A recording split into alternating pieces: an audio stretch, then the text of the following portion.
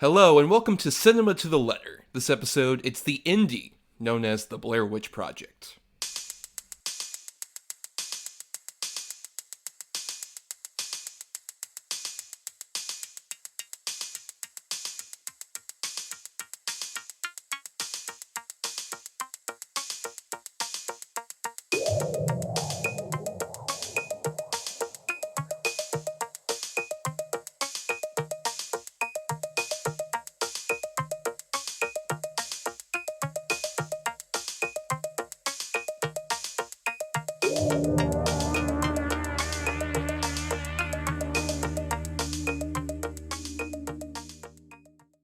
On Cinema to the Letter, we break down the very nature of cinema, letter by letter. For each episode of a film miniseries topic, we cover a C for a classic, an I for an indie, an N for new, E for egregious, M for masterpiece, and A for atypical.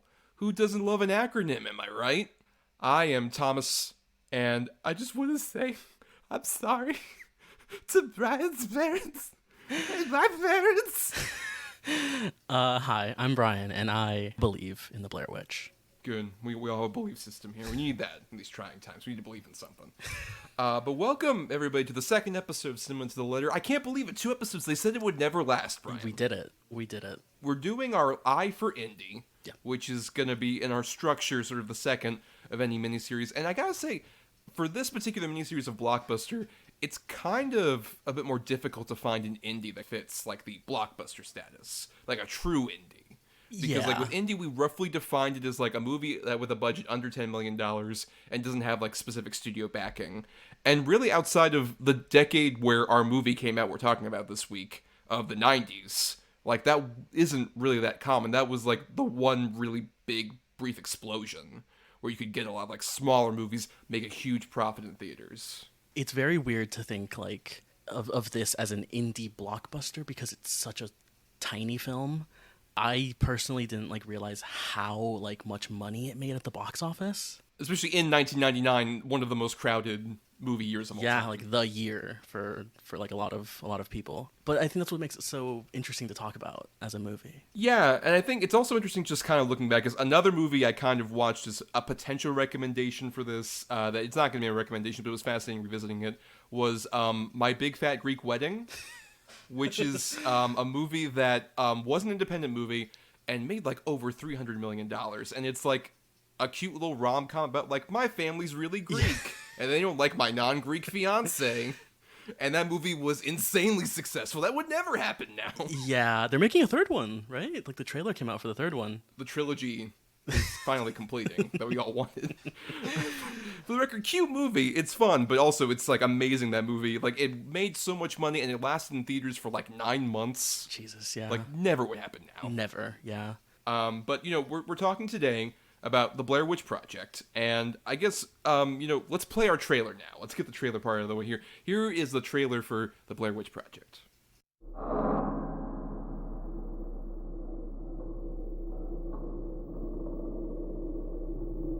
The search of the 3 missing Montgomery College students continues in Frederick County tonight. 10 days and thousands of man-hours have been unable to produce any clues. We have a few leads, a few other options we want to take advantage of, and just try to put together some pieces to this puzzle. Do you believe the occult may be involved in the disappearance of your son? I just want to apologize to Mike's mom and Josh's mom and my mom. I am so sorry, because it is my fault, because it was my project. I am so scared.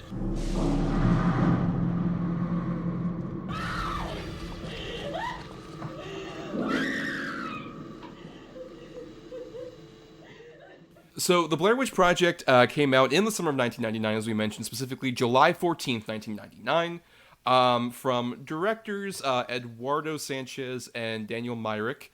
And we should note, a big thing about this movie is that in prep for it, there was a lot of hype that we weren't necessarily as privy to, because, full disclosure, I think, Bryan, you were barely being when this came out?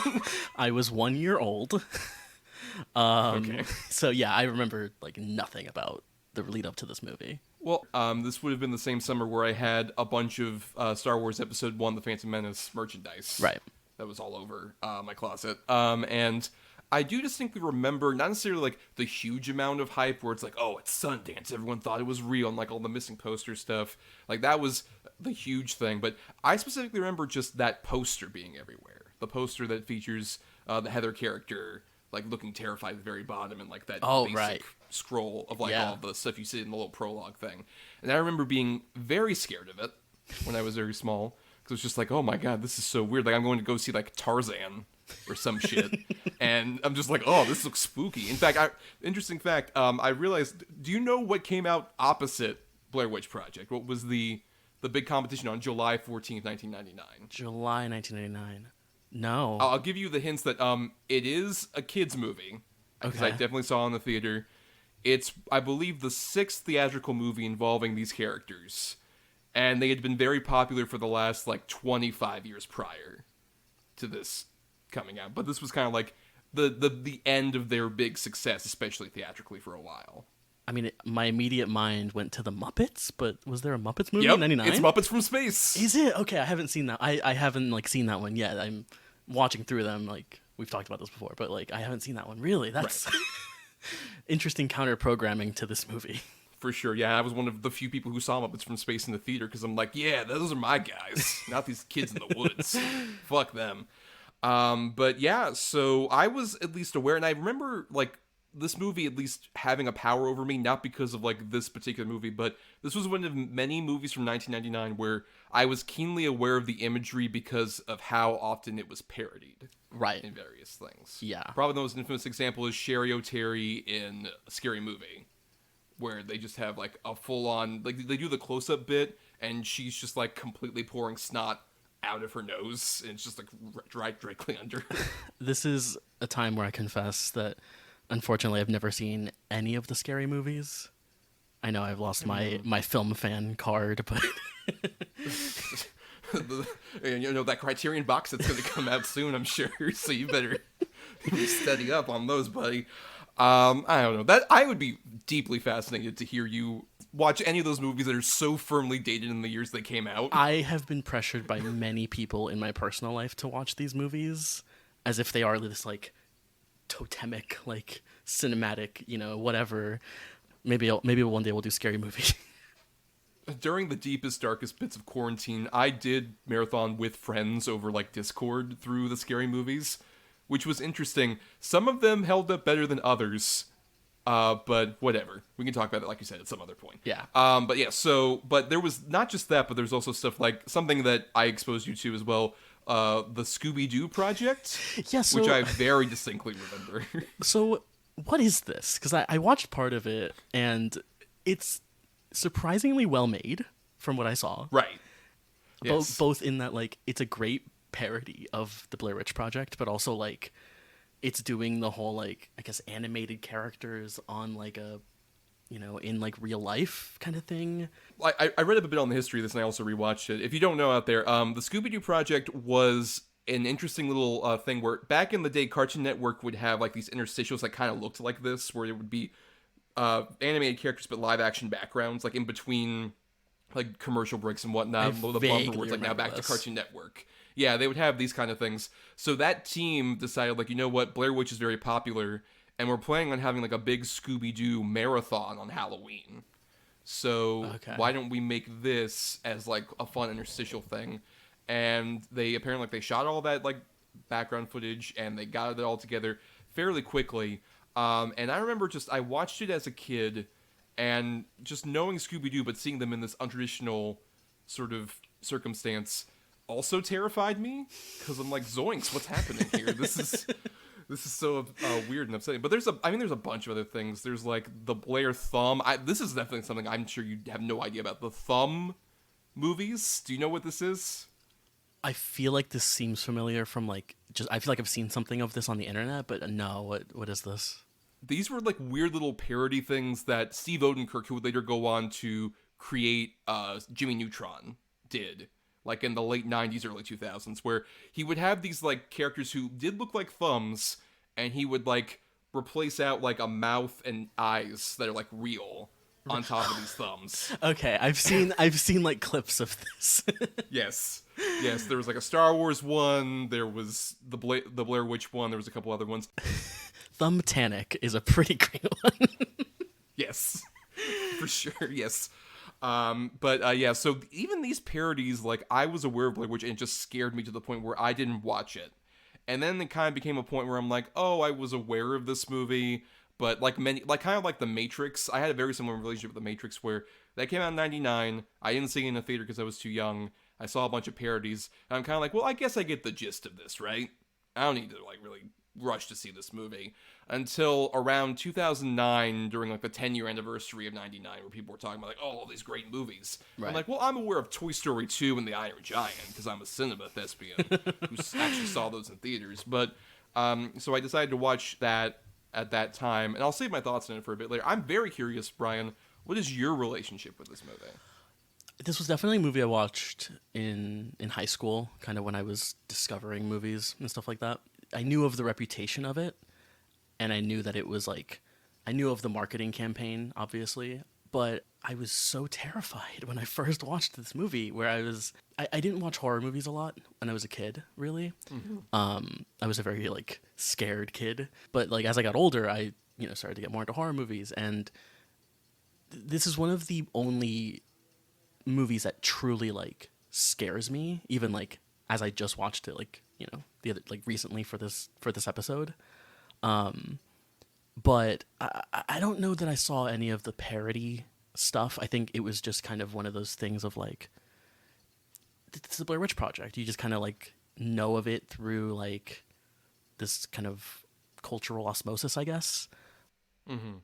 But it's remained a movie I love ever since, and it's become one of my favorite horror movies.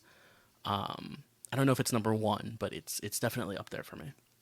Yeah, with me, it was weird because when I saw this in 2009, I was definitely in that phase where I had gotten out of the scaredy cat phase, and I was into, like, yeah, now I want to, like, actually explore horror movies, and I was, like, deep into, like the Freddys and the Jasons, Chucky's, things that terrified me, and now I'm like, oh, I want to watch this now.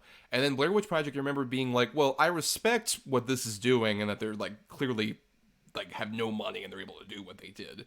But I don't know if I love this necessarily. But each time I've gone back to it, I've grown to, like, really respect it and love it more and more, to the degree that when I watched it again for this particular watch, it was truly terrifying just going back to it, especially... I made sure that, like, I didn't have my laptop around me. I put my phone on silent. I was just like, I gotta, like, completely immerse myself in this.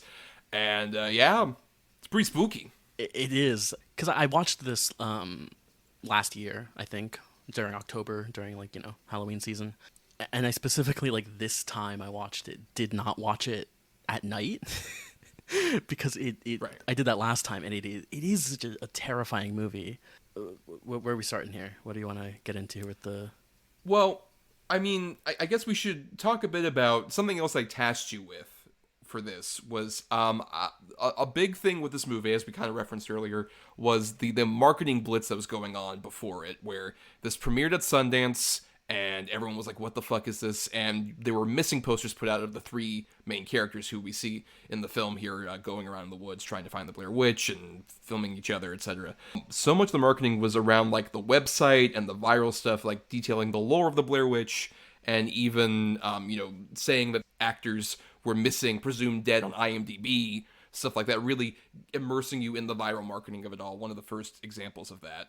A big thing that was fascinating to me upon, like, the sort of, like, over the years coming back to it is finding some of those marketing materials, which includes, like, little documentaries about the Blair Witch. Right. Which I had tasked you to watch. At least you watched Curse of the Blair Witch, which was a mockumentary that premiered on Sci-Fi Channel and gave you a lot more of the lore that's referenced in the original movie. But it's fleshed out a bit more. I'm curious, what did you think of that little mockumentary? Yeah, it's also like it's like 45 minutes, which is very, very small. It's really interesting in the sense that, like, one, I love that it's all, like, more of what we see in the beginning of the movie, which is those kind of like stories from like the local townspeople, and like we get the expert who's like kind of throughout the little documentary, or the police sheriff who like would uncover the bodies. And it's weird because like I feel like we get more marketing campaigns that are kind of like this, with trying to bring the movie to the real world kind of thing. And I love all the weird townspeople that they like interview. The amount of effort put into like the lore, I really have to like praise, because I find it so interesting. And as someone who's interested in especially that sort of kind of northeastern kind of folklore of witches and the woods, I found it really interesting, actually. Yeah, I really dug this as well, especially considering with Curse of the Blair Witch and the various other little documentaries, they feel so much like what you would see on, say, like History Channel or some other bullshit, like exactly like one of those documentaries. They do. Even down to, they got a guy named Bill Dregors, who, in the Curse of the Blair Witch, he's the guy with the big beard who's the town historian. Yes, yeah, Yes, who was actually like an actual sort of like mythological sort of like historian guy who lived in D-Land, Florida. And he was like a big guy. He like died a couple of years ago, but he feels authentically like, oh, this is an old guy who spends most of his time now looking at the history of like a particular town. He feels so authentic to that. Yeah. And even just like the editing and the weird little like bits of like music, and it feels so much like, oh, this is like a true crime documentary thing I would have seen like on True TV or some bullshit back in like the early 2000s or so. And they did a few of these in conjunction with like this movie, as well as the sequel, Book of Shadows, Blair Witch 2, which we'll talk about in a bit because you also saw that. We'll save that for near the end of the episode, I think. But I would definitely recommend, if you have not seen Curse of the Blair Witch, that one's on Tubi currently, as when we're recording this. But there's a couple others that are on YouTube. Like, I particularly recommend The Burkittsville 7, which is a similar documentary, but it's more about Rustin Parr, the guy who killed the kids. Right, okay. And so it's about, like, his trial, but also especially about, because they mention that there were, like, 7 kids, but there were 8 that were kidnapped. And it goes into a bit more detail about, I believe his name's Kyle Brody was the last kid. And this whole documentary is about, like, this one, like, asshole researcher dude who's just like, well, I mean, I investigate, you know, like, serial killers and all this other stuff. I don't think Rustin Parr was a serial killer. I think that kid convinced him to do all this shit. So it's about him trying to prove his theory that this kid who, like, went on from, like, after that point became, like, went into a mental institution and started, like, saying weird things. They kind of try and connect him to the Jeffrey Donovan character in Book of Shadows in a similar way. Where it's weird, but, like, it's at least, it's not as connected to Book of Shadows. I will say that. It's not as directly connected. So that one I definitely recommend, or even Shadow of the Blair Witch, which is, like, here's the documentary of the events from Book of Shadows. Like, this is with, like, completely different actors. Because Book of Shadows is supposed to be, like, a filmed version of real events. It's a reenactment. In the immediate wake of the Blair. Right, yes. Yeah. So this is, like, the documentary, quote-unquote, of what actually happened, quote-unquote, and whatever, and whatnot. But anyway. So, one other thing before we get to Blair Witch. I know we're talking a lot before we get to Blair Witch, but this is a found footage movie. It is. And found footage is an interesting subgenre in that this wasn't the first technical found footage movie. Many people will bring that up if you say, like, Blair Witch and you're like, actually, there's a couple other ones. I'll get to that in a minute. But after this, there was, like, kind of a big gap without many well-known found footage movies until about 2009 when Paranormal Activity came out. Right. And that was massively successful. And then that started a huge trend for, like, at least a solid 5 to 6 years after that, where we get a bunch of those. How do you generally feel about found footages, especially, like, a horror subgenre?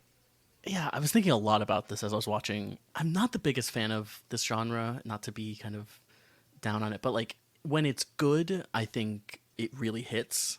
The ones that don't hit, and a lot of the kind of forgotten kind of, especially Paranormal Activity kind of copies. But, like, I do love some found footage horror movies. I mean, like, something like Cloverfield is phenomenal. Or even, like, I recently watched M. Night Shyamalan's The Visit, which is very good. It comes with a lot of issues, I think, that you kind of need to solve in the story of, like, you know, why are they filming still? Kind of all of those things. And I don't think a lot of movies really nail that. And I think this is a movie that really nails that as we'll get into. But what about you? What's your thoughts on found footage horror? I have a very complicated relationship with found footage horror because when I first started doing podcasting, it was kind of in like the beginning of the decline of those Paranormal Activity also-rans, where like, I remember one of the first ones I talked about was Paranormal Activity 4, which I believe is right around that point where that series stops being interesting. Sure, right. And then there's a bunch of other ones that followed immediately afterward that I was not huge on. So I have that just association of like I had to see like all of those. Right. And they were so bad.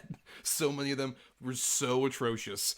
But I think I agree with you that when it works brilliantly. And I think a big distinction even like in movies before this, where they do have like found footage elements, some of them don't like go full deep into found footage, I think, nearly as much as say like a Blair Witch Project does. Because like before this, you had stuff like Cannibal Holocaust, right, which is kind of an infamous movie, where it's not even full found footage because it's like half the narrative is like actually looking around and finding the footage, and then you see the footage.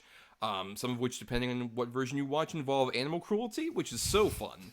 So great. Love seeing that. There's that, or there's like Man Bites Dog, which is a great movie. That's like a really fascinating look at just like, oh, let's follow around a serial killer in this way. Oh, that movie's great. It's a French movie. I might put that in the back pocket. That's a really good one to cover. But then I think a big one that I'd heard so much about that I actually watched for the first time in prep for this was The Last Broadcast, which is like the biggest example to me of the actually kind of like someone putting up their fucking glasses thing, where anytime I brought up the Blair Witch Project, there would always be some film nerd who's like, well, there's The Last Broadcast, which came out in 98, like the year prior. And I finally saw this movie. I want to rant because this movie fucking sucks after hearing so much bullshit about it.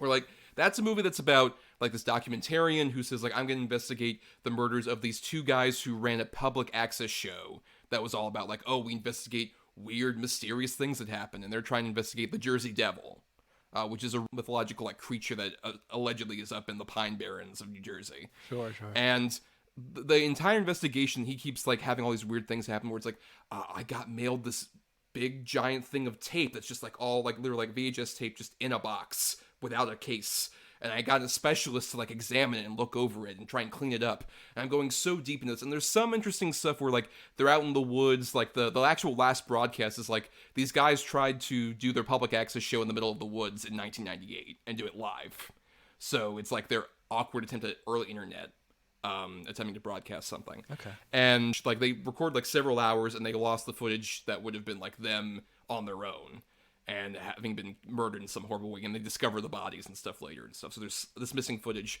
that supposedly is this footage that was like all scrounged up and whatever and was mailed to the documentarian. And then, spoilers for this old fucking movie, it turns out that this documentarian was the guy that killed these people. He goes up to like the specialist who was trying to like clean everything up, and she discovers it, and like, why would, so you mailed that to yourself, and then you had this lady like clean it up, so then you could go over and like kill her and then bury her body in the woods, and he's still making the documentary? It's dumb. It's a bad movie. Anybody who's like, well, actually this, well, guess what? That movie fucking sucks. I don't care if they went out into the woods a year before. Fucking these people did. That movie stinks. And you don't need to ever bring it up in a Blair Witch conversation because it sucks so much. Yeah, I have never heard of it. Apparently it was made for $900. Yep. Kind of impressive, actually, but like, yeah, it's pretty impressive until they try and do like a fight scene between him and like the magnet specialist, and it looks literally like a Nostalgia Critic video. Like him trying to fight like a fucking costume character. It looks about as well choreographed. Terrible. But anyway, so all that setting the stage for the Blair Witch Project. We should start off with these actors. You got Joshua Leonard, who plays Josh. Yep. You got Michael C. Williams, who plays Mikey. Yep. And then you've got Heather Donahue, who is at least what her credited name was at the time. Well, I want to go into this a bit, but how do you feel about our three players here? I find it so interesting that the cast of this movie is the most normal people that you've ever seen in your life, kind of. Like, thinking a lot about these found footage horror movies and how a lot of them try to make the characters just ordinary people. And yet, like, none of them really capture the sense that these are just normal people. I think, like, this movie, where, like, you see them just, like, drinking beers and hanging out, and it's like that is a lot of what the plot is towards the beginning of it, is them, like, just hanging out and setting up and getting ready to go, like, on this camping trip. I love the cast of this movie. I think all the performances are incredible. We'll get into Heather Donahue's performance later on, because I think that's something, like, I think her performance is, like, truly special in this movie. But I don't know, just there's something that kind of hooks you with the three characters, and I don't really know what that is. I think it's just the actors and how they're acting in this sort of documentary. I think a big part of that is the fact that so much of this movie, despite the fact that, like, you know, Eduardo Sanchez and Daniel Myrick are, like, the credited directors, like, those three actors are really the people that are, like, conveying so much of this perspective, because they had the cameras and they were the ones who were, like, improvising so much of this dialogue. Like, the literal making of this movie is so fascinating, where they were given basically, like, individual envelopes every day. Julie just like, hey, here's what your character's doing. Here's how you're feeling about Josh and Heather, or here's how you're feeling about Heather and Mikey, and vice versa, all this other stuff. And here's what you need to get to, like, by the end of the shooting day. So they're coming up with all this dialogue and all the camera angles, because they're all handling the cameras and stuff. So it is so much their perspective, unlike other found footage movies where these people are holding the camera, but really it's like these people are talking to the cinematographer who's holding this camera in place of the actual character. Yeah. That's holding it at an individual time. Like that, and also they look like normal fucking people. They really do. Yeah. I have met Josh's and Mikey's and Heather's every fucking day of my goddamn life. Just people who look exactly like that, act in a similar way in, you know, normal society when they're not being chased around by an unseen horrible force. Like, they feel like such real people, especially people I would have hung out with, like, in my early 20s. People who just, like, immediately evoke, like, oh, I would have probably, especially as the sort of, like, weird way this project comes together as, like, a film student thing, where it's like, Mikey has the equipment, and Heather's never met him before, but Josh has the connection, and Josh is like, yeah, I know Heather from school, but, like, we don't know each other very well. Just that weird thing where it's like, we're kind of, like, all coming together haphazardly, like, I guess this will work, sure, this will be fine, like you do in your 20s. Yeah. You're like, yeah, this will be fine. People I've never met with, I'm gonna go into the woods with for fucking days. It is, yeah, it's one of those things I love about this movie, where, I mean, just the setup, and there's not a lot of, like, lingering on the setup, like, there isn't a scene where they're like, I don't know you, it's just like, hi, we've never met before, how are you? And that's it. And you get it, but, like, their performances feel naturalistic in a way that, like, feels actually natural, not in the way that, like, Hollywood performances can feel natural. And yeah, I think they are the kind of so integral to why this movie works. It feels very authentic to where, like, you don't know these people, so you're like, oh, hi, Mikey, yeah, right, nice to meet you, and the politeness is there. You get, like, a sense of who they are in a more natural setting. And even, like, when they're hanging out in the hotel room after they've interviewed a bunch of people, and just, like, shooting the shit, and, like, getting a bit drunk, and, like, and all this other stuff, and they mention, like, oh, I got weed, and I got beer, like, hell yeah, let's do that up. Like, that all feels, like, so natural to, like, oh, we're having the fun and excitement of, like, meeting each other, and we're gonna go out in these woods, and it's gonna be, we're all playing nice, and we all don't know anything about it, but we're giving each other the benefit of the doubt. And then gradually realizing, like, I can't trust these people. And then eventually, like, oh, I have to trust these people because they're the only people I have. Yeah, it gives that feeling of, like, if you've ever been with a group of people while you have to, like, figure something out, it gives that there's that just feeling of, like, 1 minute you're angry at this person and you're yelling at them, and then but you have to work together. And so there's a lot of that push and pull later on in the film of, like, them yelling at each other, but then the next minute they're like, okay, we have to stay calm, we have to work together. And it all feels just so natural in terms of, like, their situation.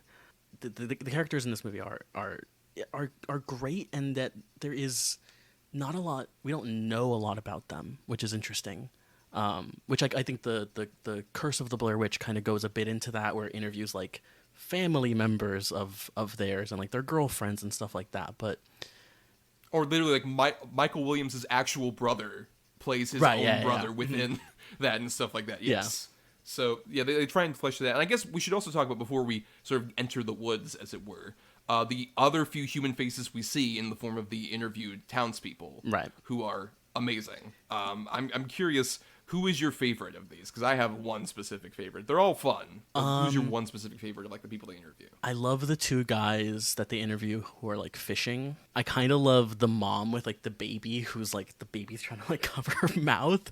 That's mine. Yes. Yeah, it's absolutely my favorite. It's a weird scene. I don't know how, like, it's one of those things where I'm like, that couldn't have been intentional, right? Like, how did that, it lines up in a way that's odd. Interesting fact, I came across in my research a little, like, very spur of the moment kind of interview thing with those people, like, about 20 years later. Oh, okay. So you had, like, the mom and, like, her 20-year-old daughter now actually interviewed at the same spot, like, the actual same, like, location in that area, where they just talked about the fact that apparently she was, like, a school teacher who was at a restaurant and saw, like, apparently, like, where the three actors would, like, go around to people and be like, hey, can we interview for this project? And apparently a bunch of people were saying, no, I have no interest. And she's like a school teacher who's like, oh, those kids, they need somebody to help them with their college project. I'll go ahead and help them out. And she just did that. And apparently the reactions from the daughter are real, because she apparently had a lot of, like, anxiety issues when she was a little kid. So she was really sensitive to this horrific story she's telling. And it's ingenious, especially finding out later on, she mentions, like, I just thought it was, like, a weird college project, so I didn't think of it. And then someone called me and said, like, you're on Good Morning America right now. And they had the clip that was showing. And yeah, I think, like, that one works especially well because it feels, once again, very authentic. It does, to that yeah. degree, where it just feels like this is a natural conversation, especially that little girl, like, no, don't say Yeah, that. I love the, like, especially when the little girl's, like, saying that, and she's like, I'm just telling a story, it's not real, and then she, like, faces them, and she's like, it's real. Right. Yes. But everyone kind of has that. Even, like, there's the old man who, like, when they mention, like, have you heard of the Blair Witch? Oh. Yeah. Mm-hmm. Yeah, I've heard of the Blair Witch. And all this.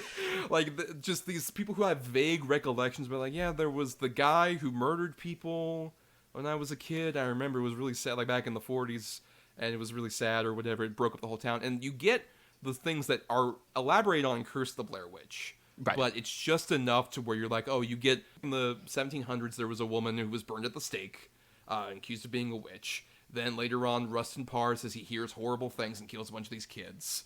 And stuff like that. You get just enough to where you're like, that's the mythology you need to where when the things eventually go wild and you see, like, the sticks and the stones and all this other stuff, it feels like, okay, I was aware of all this. It's the, like, most basic setup and payoff you could possibly do. It works perfect. Yeah, it is. Like, and, like, you describing, like, what's laid out there in terms of, like, who the Blair Witch is, all the events that have occurred.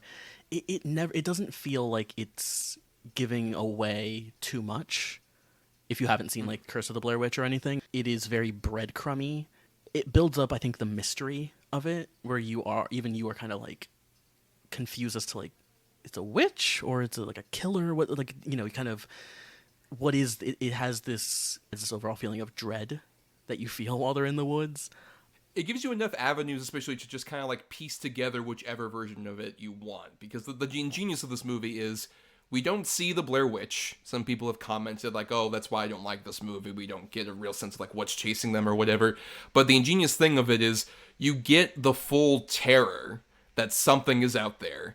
And you get it from the perspective of these kids where, like, especially when later on when Heather is, like, running that infamous scene where, like, after something's attacking and she just says, what the fuck is that? One of the most terrifying things ever. Right. And that's all you need, It really. is. It's just like, what the fuck is that? She's running, and it just, like, immerses you perfectly. Especially the way this movie flips between, they have the black and white stuff for what they meant to use for the actual footage, and then, like, behind-the-scenes stuff in, like, grainy color. Like, yeah. That shift also is, like, so terrifying when we, like, go from whichever. The black and white is, like, 16 millimeter, so it's, like, so grainy, and it's, like, it's that early DV camera, of course. Yeah, and, like, and you never kind of get a sense of, like, what the overall picture is, really, when you watch this movie. Your imagination kind of fills in a bit of it, and I love the kind of jokey way that the characters kind of act towards the Blair Witch, where they're kind of like, who's the woman the old woman they go to meet? Mary Brown, is that her name? Right. Yes. Yeah, because like later on, Heather like finds something and she's like, "Oh, what did Mary Brown say? I wasn't listening. I thought she was kind of crazy." which is Right. yeah, and again, it is that sort of like naturalism where it's like, well, yeah, why would you? This woman sounds crazy. Why would you be listening to her? Why would they be listening to her? It's the great sort of more natural, realistic version of the thing in horror films where you have the harbinger guy who's just like, no, don't go down that road. Right. That road leads you down to the pet cemetery. And shit Yeah, like that. and yeah, I love that you never get the same story from any of, like, they're all telling different stories, so you kind of think like, oh, well, this is just like small town mythology, right? Like this isn't a real thing. This is just like a town legend, Old wives' tales. Yeah, And stuff yeah. Like that, yeah. Right. So, and I think that's also the ingenious thing, is that like we're dealing with something that like is a horrible, unspeakable force that lives in these woods, but everyone is just like, yeah, there are all these different stories, and there are enough different stories to where you're like, yeah, I wouldn't go in the woods either. Like if there's that many different fucked up stories, it's just like, I don't go there. Yeah, what's the woman with the baby? She's like, they ask her like, so do you believe in it? And she's like, I believe enough not to go up there. So, Right. That's the thing. It's just like when you have that many different stories. If there was one story about Yeah. like, oh, there's a killer or whatever, you're like, oh, I don't know. That I'd still go out in those woods. If it's like, well, I have this story and they have this story, they're all distinct. It's like something's up there regardless. I don't know what it is, but I ain't fucking around. yeah, with it. and the story, like the like Rustin Parr story is like so horrifying to think about. Yeah. And then like you have the one, I guess it's the two fishermen. They're telling the story about the like girl who gets like dragged like into the water, Yes. which is also like so terrifying. And yeah, it all adds to this dread that you feel for the second half of the movie. Right, yes. And so that's the big thing, is like as we get to the woods and they're actually like filming and doing like a lot of their commentary and stuff, there's not as much like plot to break down necessarily, because it's just an ever rising sense of dread. It is. Basically, is what we get.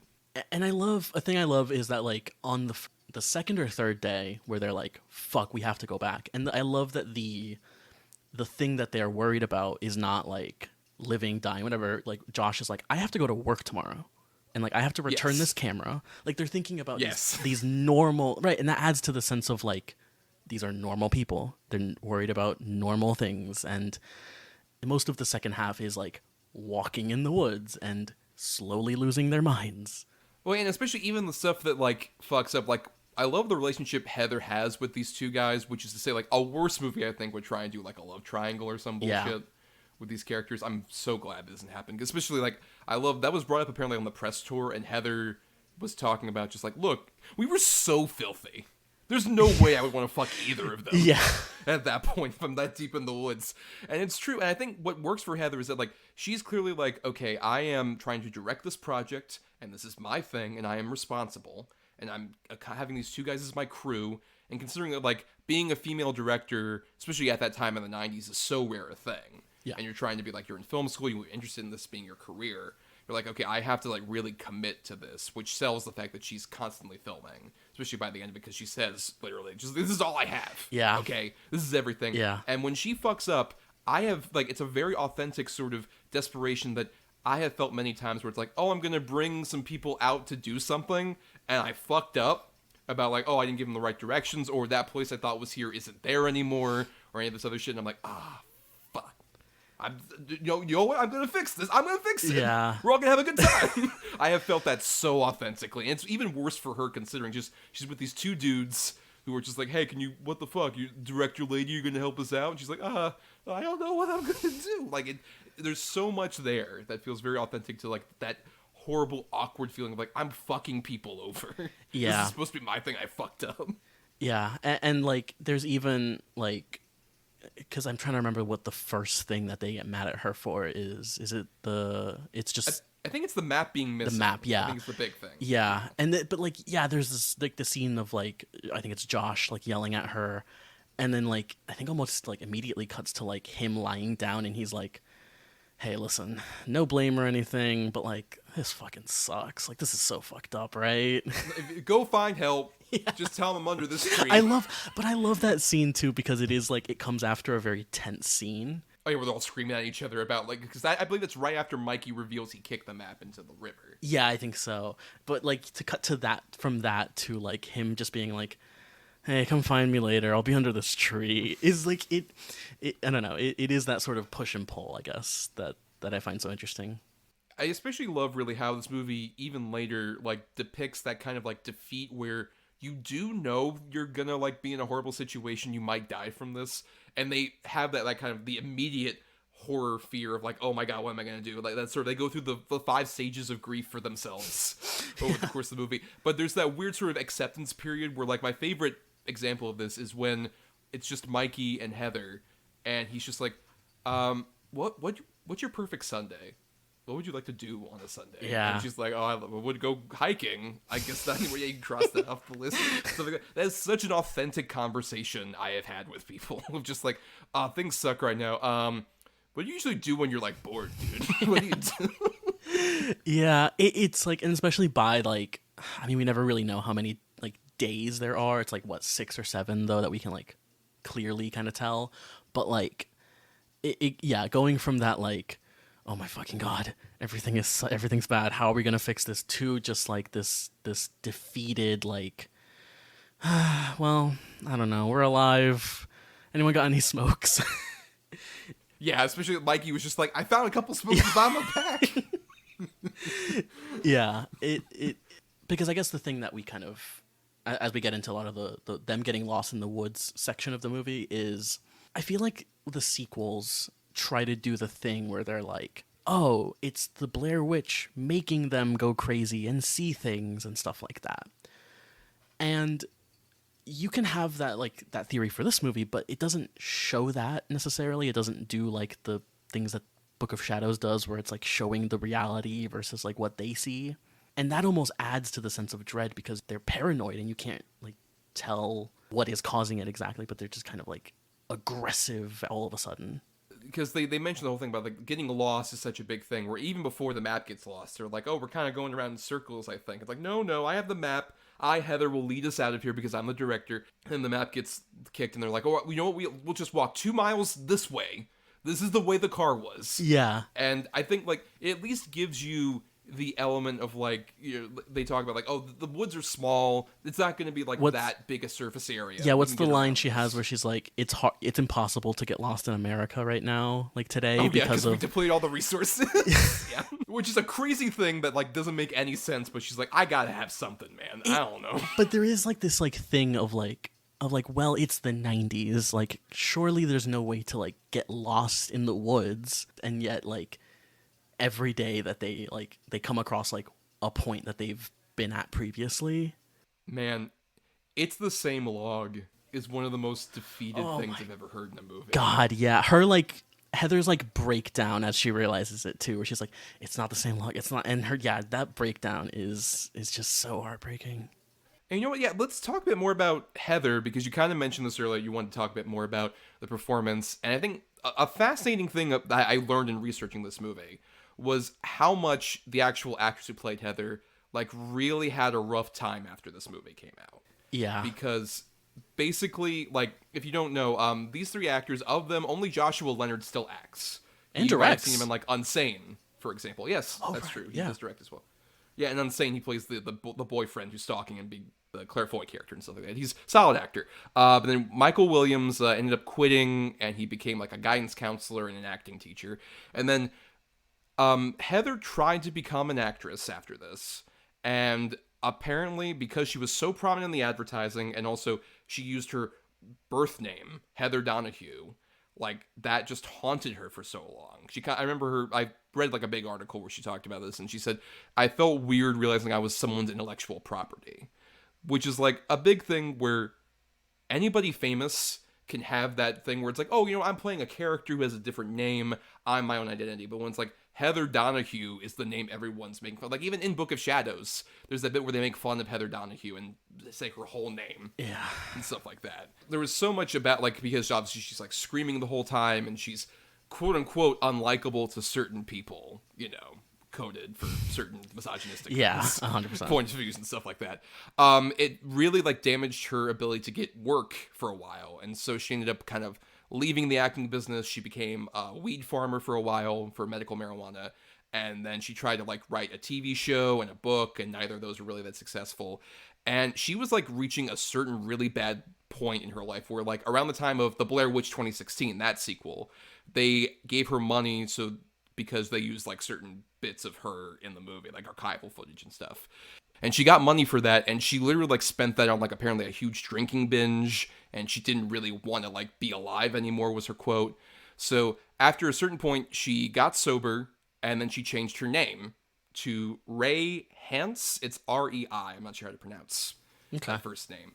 But so she completely like changed her name, and now is like apparently like a self-help spiritual Wiccan person who like writes books and does podcasts, which good for her. Sure. Absolutely. Find your happiness, especially after all that shit. Yeah. And it's such a bummer because I do agree with you that she's amazing in this fucking movie. Yeah. And it's a bummer everyone was like down on her because she's great. Yeah, it is so sad. I mean, like watching this movie, I think her performance is phenomenal. Like, I think other than like just the naturalism that we've talked about, I think you were talking about her as like her being this female director and the way she has to act around these two guys. And like, there is a certain amount of like, she has to be firm in terms of being like, we're going this way. This is what we're doing. This is how we're doing that kind of things. I love when she's doing her like monologue in the documentary, like on the black and white footage where she changes her voice and like in the town of Burkittsville. Yeah. It's like, yeah, that is just really great. My favorite scene in the movie, probably besides the ending, is her confession to the camera at the end. Yes, but just like, so heartbreaking and so incredible. And like the line that gets me every single time in that monologue is like towards the end when she's done and she says, "I'm scared to close my eyes. I'm scared to open them." Just so terrifying. Given how parody this is, you can only be like so like copied in the culture if you make like such a distinctive impact. Like I think that particular scene does, or just even any of the earlier stuff. Like my scene where I just feel like, oh, I'm even regardless of if there's a Blair Witch or not. The scene where Josh is like dressing her down, just like, here's your motivation. You're and he keeps saying like, she's making fucking movies all the time, man, and all this other stuff, and she's like crying there, and she said that's where she says just like, this is all I have and stuff like that. That feels like such a real naked example of, quite frankly, like emotional abuse that's going on right there. Yeah, as all three of them are going insane, and he's just like the way that he can only handle this is to completely dog on her for trying to like have some kind of semblance of control with filming things, and she's just like breaking down in front of him. I feel so much empathy for her in that moment. Yeah, and it also like, I don't know, as two people who like movies, like I don't know, if I was trapped in the woods and couldn't get out, like, and I had a camera, like I probably would be filming it. Like it's, I don't know, there like that sort of sense of wanting to document it. Well, even like that's removed even from us liking movies. I think now that's the fascinating thing is 99 people complaining about like, why is she still filming? Any fucking TikToker or whoever, which is like, hey guys, third day lost in the woods. I don't have much food. Like and subscribe. And so, yeah, it's very funny also to go back to this movie because it's at a very interesting time of that, like, you know, of like Y2K, and you have DV cameras getting like tiny enough to the point where they like can film and, you know, do like just, it's so handheld and so small. But at the same time, there is still like a physical thing there. I think that's what's also fascinating. It's like they say like, oh, we found their footage. So there's like an actual physical, it's literal found footage. Yes, that was like not on like a little like, you know, hard drive or like DV card or whatever. It's like, oh, this is a physical footage that we found, especially the black and white camera being 16mm. They have like the little reels and stuff. In Curse the Blair Witch, I love that shot where they have like all of them on the table. Like, yeah, they're like very deteriorated and stuff like that. So I think that adds another layer to where it's like, oh, you can like take this out and film it, but also there's a limited sense of it. Where even if you're like whatever you're filming, this is gonna run out. This isn't like a fucking phone that'll like record endless amounts of footage until the battery dies. Right.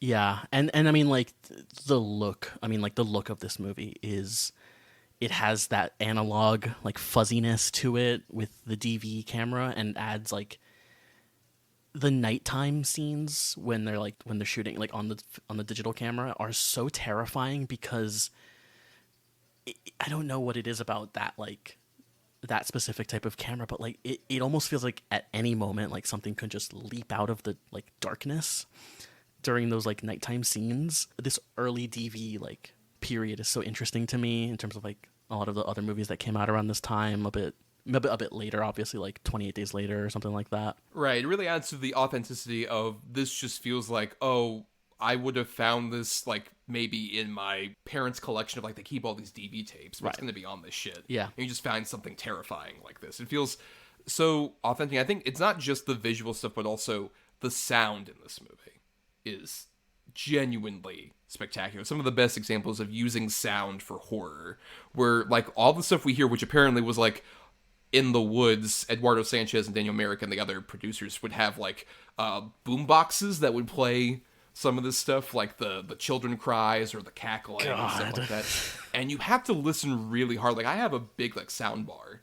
I had to turn that shit so far up to be able to even hear any of, like, the children's stuff, but you hear just enough. Yeah. Where it's like, if I heard that in a tent in the middle of the woods, shitting my pants, that tent would be ruined. Yeah. There'd be nothing. No way I could sleep in that again. Yeah. I do love that line. I think it's Mikey who's like, it's like the first night, and Josh is like, I heard something last night, and Mikey's like, if I heard something last night, I would have shit my pants. Right. Yes. Yeah, but you mentioned earlier about how, like, a lot of Heather's performance is, like, screaming and yelling and whatever, but, like, the sound adds to that because there's scenes where she's screaming, like, at the top of her lungs, and, like, the sound, like, reaches, like, its peak and kind of gets blown out a bit. Yeah. And it's incredible. But I think that's even the case where even, like, some of the other people, like Mike, we haven't talked much about Mikey, but what I like about Mikey a lot is that he feels much more introverted than I think even Josh or Heather are. So when he, like, lashes out, he feels like somebody who has a lot of pent-up aggression and rage, and especially when he does, like, the Pledge of Allegiance and stuff like that, and where he's going, like, America, God shed his grace on thee, and he, like, screams it out. It feels like someone who doesn't yell a lot. Yeah. Screaming at this point. Yeah, and, like, I think it would be so easy for Mikey to be the dislikable character, and yet I don't think he comes off that way at all. I mean, he feels like the character who's most, like, how a normal person might react, at least how I would act, of, like, trying to hold back the anger as much as you can, of, like, and the desperation. But the movie doesn't make him a dislikable character, which helps, I think. I mean, especially after, like, in theory, the moment where he reveals, like, I kicked the map into the river would be, like, the irredeemable moment, fuck that guy. I can't believe, like, how could you ever do that? Yeah. But at the same time, like, I believe that desperation where they showed a whole day of them using that map and getting fucking nowhere and shit. Like, I totally believe that he would be under that duress. And I just also love the fact that whatever theory you have, there's so much you can expound upon that, where, like you mentioned, oh, like, it's the Blair Witch fucking with them, or even that sort of time distillation theory where it's like, oh, the literal woods are being changed as they go around. Yeah. Like, the witch is turning the puzzle pieces so that they, like, go in a circle and shit like that. It gives you just enough to where, like, oh, this is, like, clearly what's going on, or, like, the children that recalls, like, the Rustin Parr stuff, any of these other things. Just small enough details. All the way down to, like, we mentioned the stones and the stick figures. Arguably, like, the most iconic prop of, like, this movie. These, like, fucking little stick figure guys that are just simple enough to be like, somebody clearly made these. Yeah. And they're fucking deeply upsetting if they're all hung up around us. They are. And, like, they're so distinctive and, like, unique. They're, like, almost instantly recognizable as, like, if I saw that somewhere, I'd be like, oh, that's from the Blair Witch Project. It's like, in this whole movie, I think, is, like, literally just lightning in a bottle. And that especially is, like, this like, it's sticks and, like, pieces of wood put together, and that it's just so incredible. It's the magic of the movies, I guess. Like, yep, and especially the magic at such a low budget. We haven't mentioned this, like, the budget for this movie was $200,000. Jesus Christ. That's, like, a bit more than, I don't know, like, Clerks or some of these other things, but in relative terms, this is such a small budget movie, and it made $248 million. Jesus. In 1999 money. Yeah, that's insane. Such a massive profit you get from that. And I think it goes to show, especially, like, this movie was very divisive when it came out. You either had people who were like, oh, I'm deep in, I love it, like, we're kind of being, or you had those who were like, oh, this is bullshit, this is dumb. I think partially the marketing campaign kind of fed into that, where maybe, like, I think in 1999, if we were both, like, the ages we are in 99, we would both be like, there's no way they showed like a snuff film in like 2,000 theaters across Right. the nation. Or whatever. There's no way. This is just like a fun, interesting experiment with cinema verite or whatever. Yeah. Like, but I think that marketing campaign ended up like kind of affecting people in that way, where some were either like, I love this gimmick, or fuck this bullshit. I don't want to see this shit. Sure, yeah. I was reading Roger Ebert's review of the movie, and he talks about how like the horror and like the terror of the movie is like, yeah, they find sticks and stones and like their sounds, right? It's such a cheap like visual effect for a horror movie. And that's just one of the most interesting things about this movie, is that it would not take like that much stuff to make something like this. No like crazy like, you know, CGI or anything in this movie. Well, especially now, like that $200,000, I'm sure is mostly just renting out that equipment. Yeah. Quite frankly. Yeah. That's, I'm sure what most of it was, because I don't know, unless that elaborate wardrobe that everyone wore. Hey, those flannels. The flannel, yeah. Cost a lot of money in '99.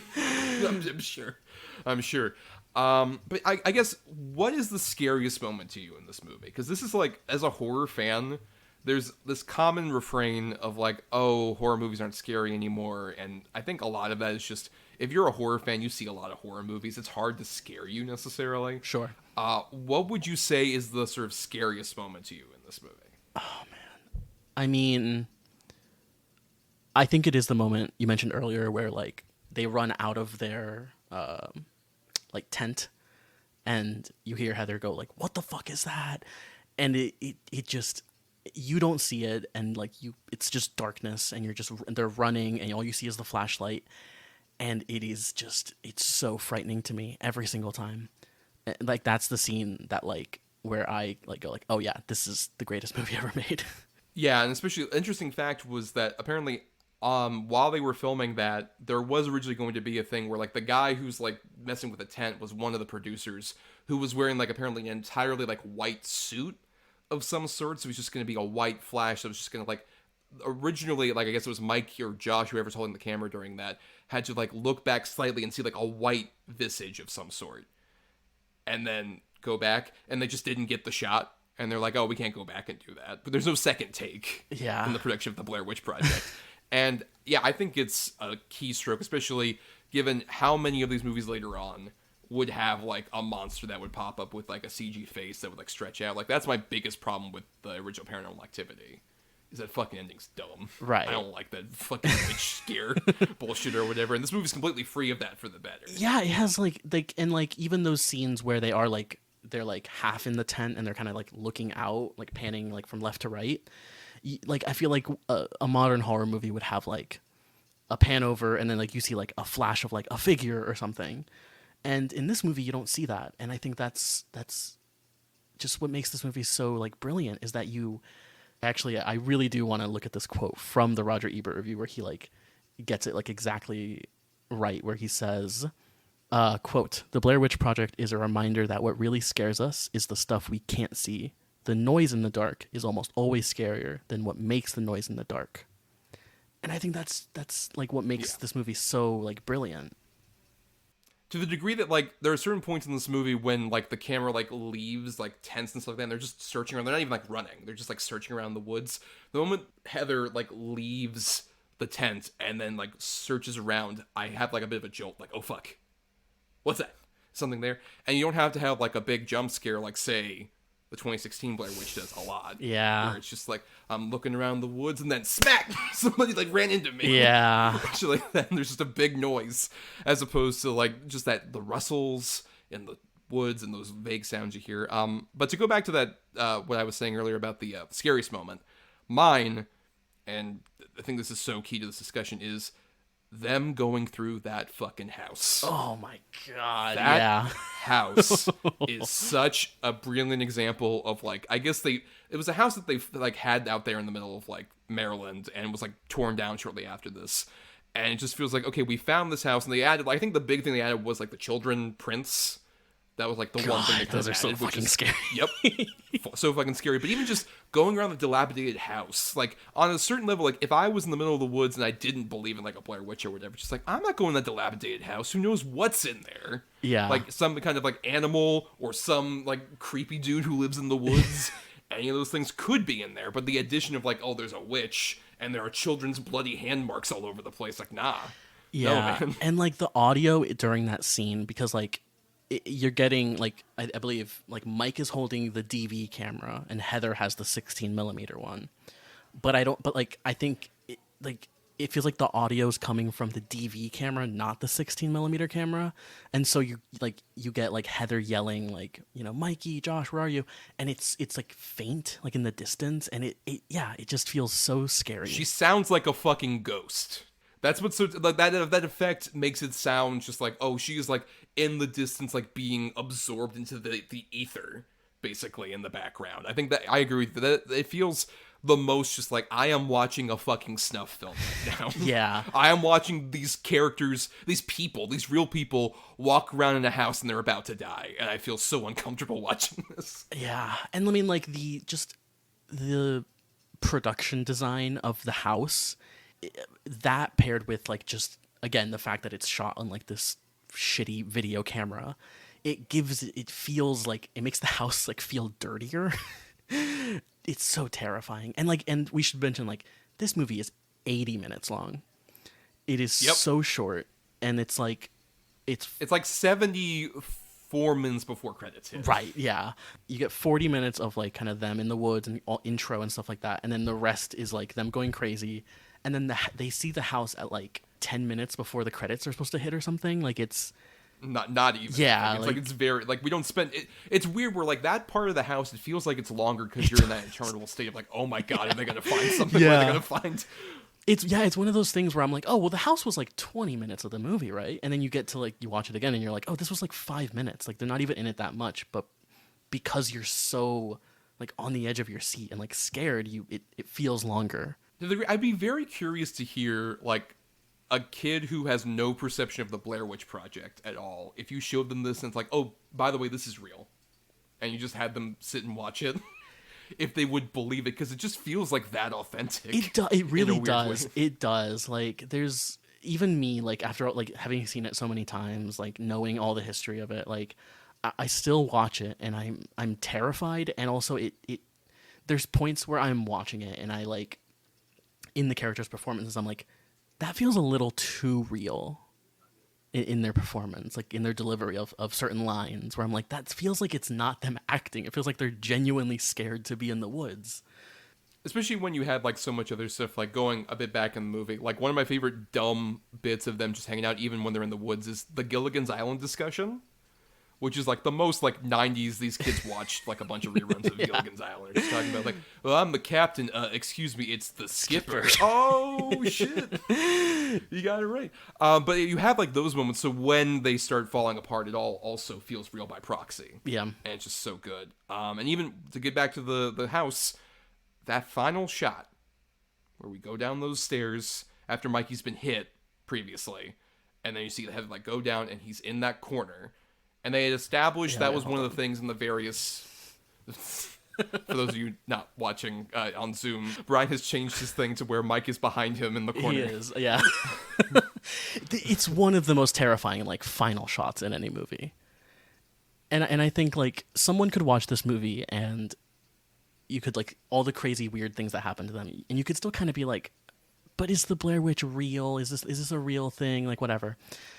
And like it is, I think, that final shot that kind of cements like this is real, and like the Blair Witch is real. And it's also something so simple that like feels very childlike in terms of like you are in the corner. Yeah, you did something bad, and you're gonna be punished in the corner, and you have no idea what's behind you. Yeah, and just I mean like the shot where it is just going down the stairs. And she's like, Josh, and then like as soon as you turn the corner, just seeing it, and you're like, and like they mention like the rest in par, like he would put them in the corner and that whole thing, but like you might not even remember that as you're kind of like that scene is unfurling, you figure out what's happening, and that this is it, and yeah, I mean just that final shot is so insane. So I guess you're more in the firm belief that there is like a supernatural Blair Witch, because there's a bunch of different things I've seen online where some people even say like, oh, there is like a killer, or even that like Josh is the killer, and all this other stuff. I think those are valid enough interpretations. Sure, yeah. Just like that you could come to. Yeah. But I do agree that I do think it is like a supernatural force, especially considering like the corner thing, especially where it's like if an adult like killer man told me to stand in the corner, I don't know if I would have done that. I probably would have been murdered immediately. But just standing in the corner instantly gives me like, okay, this guy's being like forced to do this magically through some upsetting thing. Yeah. And yeah, but you're firmly in the supernatural camp on that. Yeah, and this is another aspect I love about this movie too, which is that like because like the Blair Witch within the context of this movie is never really portrayed or like talked about as if it's like a traditional witch that we would think of in terms of like, kind of your, mythology and folklore. Yeah, your broomsticks, you're kicking your heels, I'll get my pretty, and etc. Yeah, bubble, toil, and trouble. But like it has almost this like Lovecraftian angle to it. It's almost this force that's like everywhere, like especially like when they're hearing those sounds, they're coming from everywhere, like all over. And that's the thing I love about this movie is that it has that feeling of the Blair Witch is everywhere. It isn't like a monster where it's like, oh, there's Michael Myers, he's right there. But that's kind of one of my favorite aspects of like the Blair Witch as a like force of evil, whatever, The element of like the Blair Witch is just kind of like the town of Burkittsville's way of understanding the chaos of what's like in the woods, which I like that idea that it's like all these are horrible things are caused by this force that like convinced Rustin Parr to do this, or kind of framed Kelly Riley or whatever the person in 1700s was named to like be a witch and be crucified and drag that little girl into the water. This thing exists and it's just like, what do we say? A Blair Witch? Yeah. Not good. Let's go with that. Sure. Let's do that. And I think that like that element of it, I think makes all the more terrifying when especially Heather like gets hit and the last shot is just like the camera like running and fizzing out and like breaking. Oh my gosh. And stuff like that. Just like something definitely fucking hit her and caused her to get to the ground. And we don't know what that is. And it's all the more upsetting. It's just like, we'll never know. There's like one frame when she's like knocked down where you see like hair or something.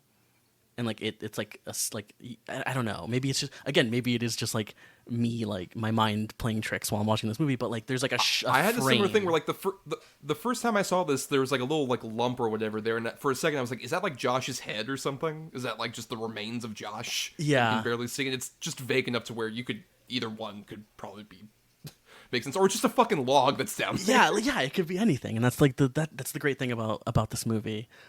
And just, I mean, like, the abruptness of that ending every single time gets me.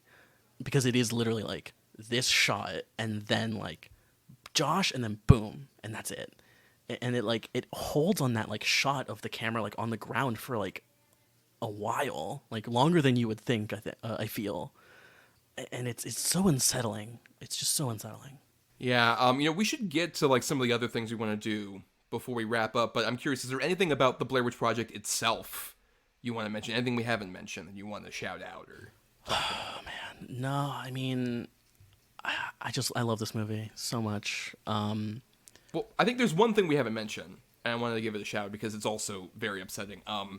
When she gets that little package of Josh's tongue and teeth. Oh, my God, yeah. And it's so simple, and it's so, like, but immediately affecting, and especially the way that she sees that, and she backs up, and then immediately cuts to her, like, scrounging her hands, like, getting them clean in the like, little riverbed and stuff like that. Like, it just instantly makes you work. And especially, like, this is the first time I kind of realized this. She never tells Mikey about that, No, does she? yeah, and, like, because, like, he calls to her, and you can hear how, like, shaken her voice is by, like, what she's just seen. And, yeah, she never, like, mentioned, like, she, like, is putting her backpack on, and, like, I think Mike is, like, filming her, and she's like, nope, we're fine. We're going to keep walking. We're just going to keep walking. Like, that's all she says. And it somehow makes it more, like, frightening that she, like, doesn't tell him and that it's just this tiny moment. Well, even more upsetting considering, like, originally when she finds the sticks, she's just like, nope, throws it away. Yeah. And then they're like kind of like, yeah, we're just gonna like, wait for Josh for a bit. Wait for Josh. A couple hours go by. Oh fuck! I gotta go open it up. I gotta see what's in here. Yeah. No, I love this movie so much. It never loses its like that shine for me in terms of when I watch it. It's terrifying, and I'm still so invested in the characters and in the lore of it all. I think is interesting. Yeah, it's just one of my favorite movies. I love it so much. Well, I'm curious if any of that luster has at all shined off with the sequels, which you kind of mentioned earlier. We'll talk about these briefly. Yeah. You watched Book of Shadows, Blair Witch 2. Yep. And you had seen the 2016 Blair Witch before, but you rewatched it. Yeah, I saw it when it came out in theaters, and then it's a movie. Can we do the 2016 one first? Because I have maybe less to say about that than Book of Shadows. Yeah. We're talking about that. Yeah, so from Adam Wingard and Simon Barrett of Your Next and The Guest fame. Yeah, and tangent here, but like, isn't it kind of sad that like Adam Wingard's career has kind of turned into like IP now? Because like he goes from this to like Death Note, and then like Godzilla vs. Kong, and now he's doing like, I think he's doing like The Godzilla vs. Kong 2, I believe, is what he's doing next. Right, but he's also doing like I think he's doing something, a remake of Face Off, I think, or something like that. And I remember that was announced at some. He's been attached to like a bunch of different things. Yeah. He's like the key example to me of like a recent person who like, oh, you made a splash with like a couple cute indie movies. Now you're gonna do a bunch of like bigger things, and most of those have been very disappointing. Even when Godzilla vs. Kong is like the best out of those. Yeah. It's kind of like, it's a low bar. And like Your Next and The Guest are great movies, like are great little horror movies, yeah. like, or genre and really movies. clever. Especially the Guest has such a weird trajectory of where it goes and how it splices genres together, but it works so well. So good. What I remember about the 2016 Blair Witch though was it was shown at like, it was like South by Southwest or something, but it was under like a different name. Do you remember this? I remember this. It was Comic-Con. Okay, it was San Diego Comic-Con, where like it had been announced and a trailer had come out under the title The Woods. Right. And we didn't know anything about it. And literally, people went to that screening of The Woods, found it was a Blair Witch sequel, and as they were leaving, all the posters had been changed from The Woods to Blair Witch. Yeah. A genuinely very cool like way to announce something that got me excited for the movie. Like the direct inverse of like the hype built up of the project Yeah. versus like this movie where it's like, oh hey, this is the Blair Witch Project now, it comes out in like 2 months. Yeah. It's weird because because like the Blair Witch Project is one of my favorite movies. I've thought about the 2016 movie for like a long time, and for the longest time it was like, that was a weird, interesting little movie that isn't very good. But rewatching it here, I guess my take on it is that like, because Book of Shadows is such a piece of shit that we'll get to. Problem with the 2016 one is it's basically the same movie as the first one, like essentially. Yeah, the first hour in particular is a lot of the similar stuff. Just with like, oh, we have a drone and we have much prettier people. Yeah. Like Callie Hernandez, who I love Callie Hernandez, but yeah, she looks like a movie star. Yeah. She doesn't look like a real person. All of that stuff that like it copies from the Blair Witch Project is like, it's very similar, but it's updated for a modern audience. I hate the fucking like little cameras they have on their ear. Like I hate that. Yeah. It's doing the same exact thing, but just kind of worse. And like the characters aren't that interesting, and like the scares are terrible. Like you mentioned, like the jump scares, which there's just so many of them that are like, oh, it's my friend. You scared me. I didn't know it was you. Oh, I can't. Why'd you smack into my face? Yeah. Why'd you just like run immediately into me? Yeah. Like you're a fucking cartoon character hitting a pole. I always wonder that with those jump scares, where I'm like, why are you running so fast? Like Jesus Christ. The thing that pisses me off is like there's a bit of self-awareness like near the end of the movie where someone runs into Callie Hernandez, I think, and she says, why does everyone keep doing that? Yeah. Stop it. Like, and it almost feels like, oh, is this going to be a commentary? But it's like, it's too late in the movie, and also, fuck you. You've been doing this whole time. Don't be self-aware. Yeah. And I will say, though, the last, like, 20-something minutes, I think, I mean, like, keeping in line with, like, it's like the original, but it's slightly worse. But I guess when you're dealing with the original movie's ending, which is, like, perfect, if you're slightly worse than perfect, you're still pretty good. So I think it's a pretty good ending, and like I think a lot of especially when like once they get into the house and that whole stuff, it feels very visceral. Yeah. That stuff is quite, that works for me a lot. Well, I agree with you. I think that I have that trouble with the first hour or so, but I think there's certain, like, there's a lot of details I like there peppered in. Even there's the Wes Robinson character, who's the guy who, like, they find, who has, like, the weird, like, he has the Confederate flag up in his house and shit like that, he looks like Greasy Miles Teller. That's pretty good, actually. It's pretty accurate. But like, I love, like, that whole weird subplot that's going on with them, him and his girlfriend, where, like, they keep coming back and they've been, like, in the woods for weeks. Yeah, that, like, and they establish, like, that time distillation thing. That scene where they come back and they're like, I haven't seen you in like 5 or 6 days. That is, like, a really good sequence. There's a lot of, like, interesting elements there, all the way down to, like, the house thing, where, like, I feel if they had kind of gone with what the sort of modus operandi of the house is, which is like, okay, we're going to repeat the house thing, but because everyone's seen the original movie, and we showed the ending of that movie in the opening, we're going to go in pretty much the opposite tract of, like, oh, you didn't see anything in this house. How about you see a flash of everything? And it's a weird haunted house that moves like a Rubik's Cube. Yeah. And she's like, that's a lot better than, oh, hey, someone's walking around the woods, but there's a drone cam. Yeah. Yeah, they're real different. Yeah, and I get it. I get, like, having to modernize a lot of that stuff, but it again, it just doesn't feel the same and doesn't capture that same magic that the original movie does, because it has the 16mm and DV kind of contrast, where, like, the 2016 one just kind of looks... It looks like they added, like, a grain filter to it or something. It doesn't... I don't know. It looks very clean. It's very, in a way that, like... Right. Which, you know, updated cameras and stuff, but also... When you have, like, such pretty people, I think even more removes it. If they were, like, very normal-looking people who, in, like, that crystal clear HD, that'd probably work a lot better. But, you know, I'm curious now, because Book of Shadows does go with a very different tracks from the original movie. Mm-hmm. It goes, if you have not seen Book of Shadows out there, everybody, basically it follows, like, in the immediate wake of the Blair Witch phenomenon, with a group of people who are touring around in a very traditional, like, actual, like, movie. It's not found footage, as they're, like, going to, like, different locations, and then weird shit happens. Yeah. Like, Jeffrey Donovan is... Burn Notice fame. Hey. Burn Notice. He is, like, the tour guide, like, bringing these people on the tour of the... It's...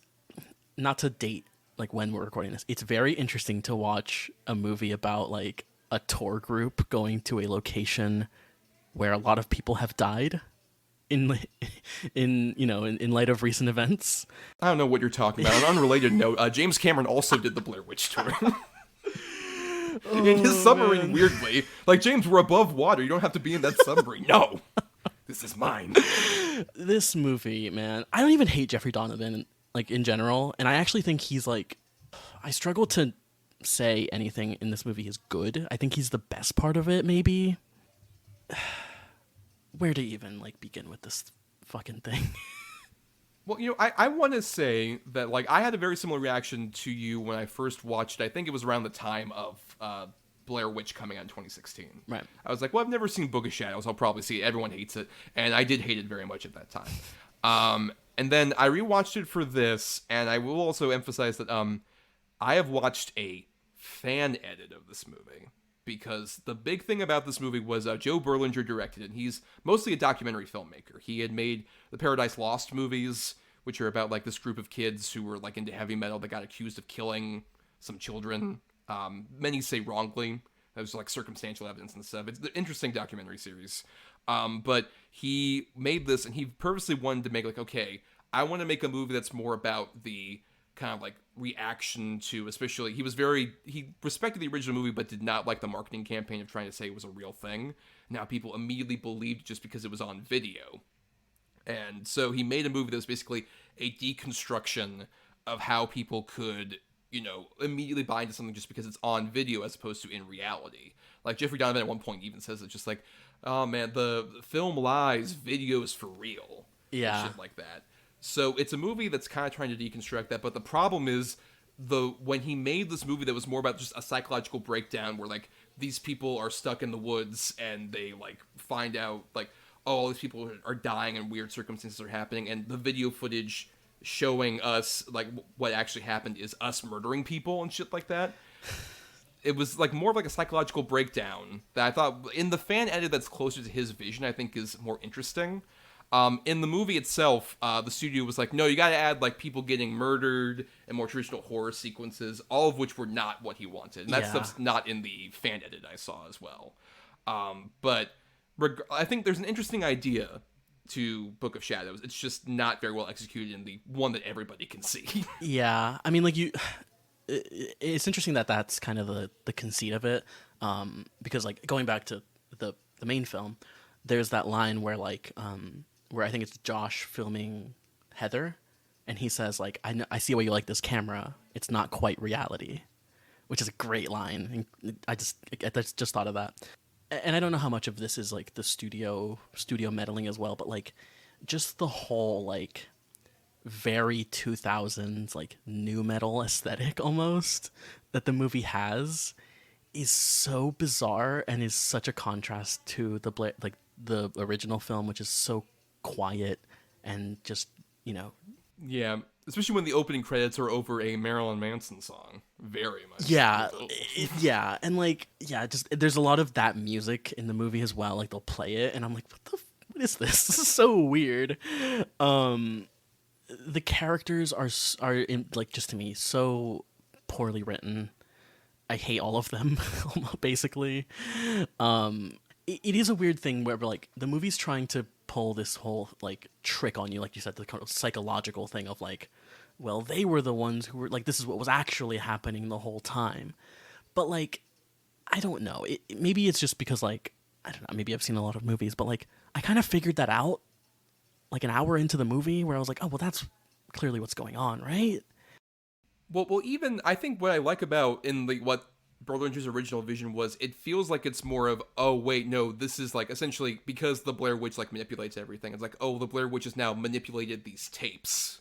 These tapes are now manipulated to the degree that like, oh, everything, like it's framing us basically for what we didn't actually do, which is more even my interpretation, which I think works even better. Yeah. Where it's just like, oh, they actually didn't kill any of these people, but the tapes have been manipulated by evil dark magic to make it seem like, no, you fucking did it. It's on tape. You can't lie. Yeah, I guess I think my thing is I like that on paper, but when I'm watching Book of Shadows, none of that is resonating with me in any way. Yeah, I mean, it's not really helped by, like I said, the stuff that the studio did were, like, it was supposed to be, like, a linear film originally, and in the Book of Shadows, like, the theatrical cut, it is, like, so choppy where, like, we're cutting to the interrogations and then back to the reality and all this other stuff. It's so discombobulating. It really is. Like, the editing is so all over the place. It's cutting to, like, that police, like, when they're in the police station, but it's cutting to that, like, I don't know, 40 minutes before we ever get to, like, any type of murder kind of thing happening, it feels like. So it's like, wait, so they live, right? So it's like, it's a weird movie, I will say.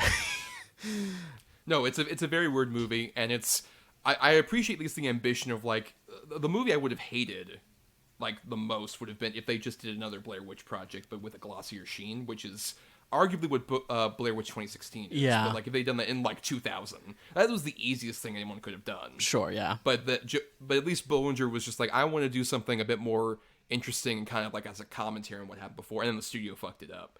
I'll just say, like, the fan thing I've seen, it's not, like, amazing, but I think if that movie had come out with, like, what Berlinger would have wanted, it would have been an interesting companion to Blair Witch, as opposed to this derided thing that I totally get. It's like, it's not good. Yeah. It's not a good movie whatsoever, but it's at least, it's a fascinating failure Yeah. movie. Also, this is a weird thing I noticed during the credits. The music is done by Carter Burwell, as in, like, Yes. Carter Burwell, who did, like, a lot of Todd Haynes films, and, like, you know, he did, like, the score for Carol and stuff like that, which is A bunch of Coen Brothers movies. Yeah, as well. Yeah. Which is so and what's weird. interesting is apparently what he did was he recorded, like, stuff in the woods, like tree branches cracking and, like, sticks being thrown around, stones and stuff, and he just, like, added to it with, like, a sort of orchestral and electronic score. And I think that actually is one of the few things that works really well in even the theatrical version. It's a weird offsetting score. But I guess all this talk of the sequels, I'm curious, before we go into like a recommendation thing, can you see a future where there is like more Blair Witch? They've announced, I think recently, they're going to do another Blair Witch movie in like the last like year or so. They announced this. Is there any way where you could see like the Blair Witch being an interesting franchise to continue forward? I was thinking a lot about this as I was watching these sequels, and that's what I will say about Book of Shadows is that even though I absolutely loathe it, it is at least for a sequel, for a horror sequel especially, it's doing something that is very different and very unique than what you would expect from a typical horror sequel. And then the 2016 one kind of pivots in the complete opposite direction and does like a very safe thing. And I guess my feelings is it would have to be someone would have to have such a wild and interesting like take on the Blair Witch to make another movie. Because I definitely don't want to see like just the original movie again or something like that, just with different people. This time they have like iPhones or whatever. Like, you know, I think that's what I would want to see. It has to be someone like who has this wild take that I haven't even like thought of, where it's like, oh, that's really interesting. I think that would be the only way to see like this continue, because I mentioned, like I just think that original is just lightning in a bottle, and you can't do that twice in the same way. Yeah, to the degree that even like Eduardo Sanchez and Daniel Myrick have talked about, like if they were to do another Blair Witch themselves and like actually direct it, they had kind of talked about they wanted to do a prequel about like the Kelly character in like the 1700s. Just go all the way back, do like a Salem witch trial style movie about her. Sure, yeah. Which I think that's a completely different thing. But I think honestly, my thing is like if you're going to do a modern Blair Witch thing, I think you would have to really nail into something that like was so wonderfully presented in those mockumentary things like Curse of the Blair Witch, and just like really examine like a salacious true crime angle to it, I think, at this point. Because I feel like, you know, kind of like what they did in like the 2018 Halloween of like the podcasters going out there. I think that's the way to go at this point, is just to have somebody be extremely exploitative and just try and be like, oh, we're going to like cash in on the Blair Witch and see like whatever kind of like filled in thing happened between, I guess, if we want to count Book of Shadows, like the like 20, it's been like over 20 years now since like the Blair Witch thing happened. And I guess getting into more of that factor, and even like not necessarily going into the woods, I think is another big factor. We don't need to go into the woods. I think just being around Burkittsville, I think, is the better way to go. Maybe even sticking around that town and seeing how the town is even affected at night by whatever this creature is. Because I think the biggest mistake, like Blair Witch 2016 did, was just going into the woods. I think because you're just setting yourself up for a failure of comparison. Yeah. No, I think that's it.